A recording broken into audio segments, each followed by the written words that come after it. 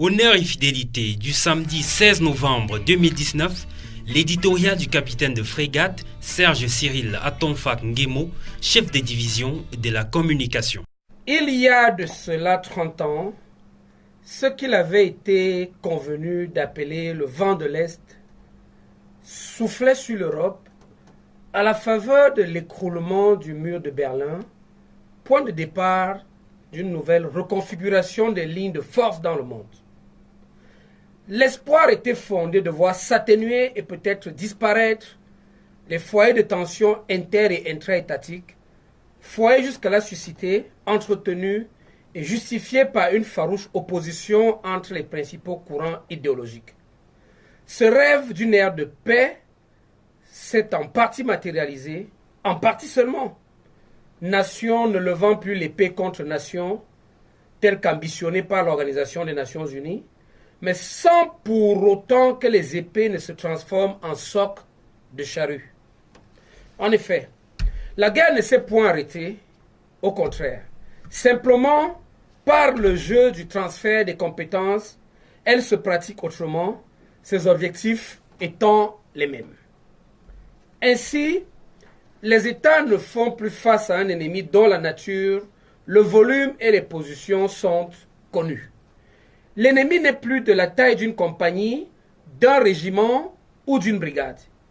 Il n'aborde plus des signes distinctifs du combattant, bien au contraire.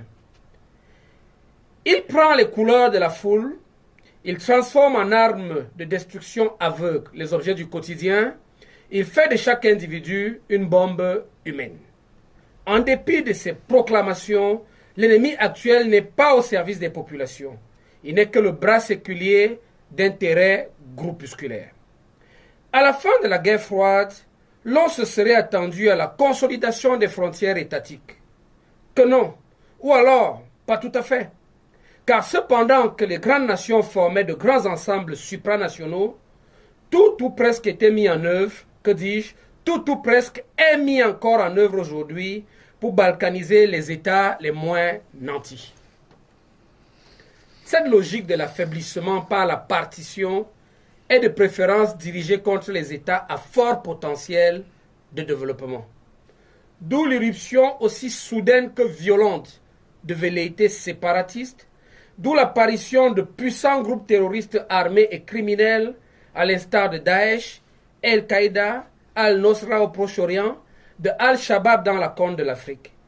Idem pour le Moujao, les Moudjahidines, ainsi que la province Afrique occidentale de l'État islamiste dans l'arc sahélo-saharien, celui qui nous concerne. D'autres groupuscules écument les emprises terrestres et maritimes du golfe de Guinée, notamment aux confins du Nigeria et du Cameroun. Boko Haram, le MEND et les cartels ambazoniens sont du nombre, tous des monstres qui font régner la terreur par le poignard et la poudre. En réalité, et en attendant une éventuelle restructuration de l'ordre mondial, l'international terroriste s'est engouffré dans la brèche. Ne dit-on pas que la nature a horreur du vide? Dans sa réponse au vœu du corps diplomatique en date du 9 janvier 2018, le président de la République, chef des forces armées, son Excellence M. Paul Biya, avait porté cette interrogation d'ailleurs toujours d'actualité, que je cite. Alors que les progrès de la science et de la technologie donnent à l'homme des pouvoirs chaque jour plus extraordinaires, va-t-on voir le monde nouveau qu'on nous annonce faire fausse route et revenir à des divisions et des querelles d'un autre temps? Il en va de notre avenir à tous, puisse le bon sens finir par l'emporter. Fin de citation. Que le bon sens l'emporte alors, et que se désarment les cœurs et les bras.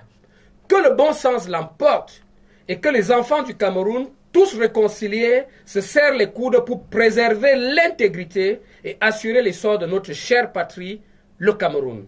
C'est le seul combat qui vaille la peine d'être mené. À samedi prochain.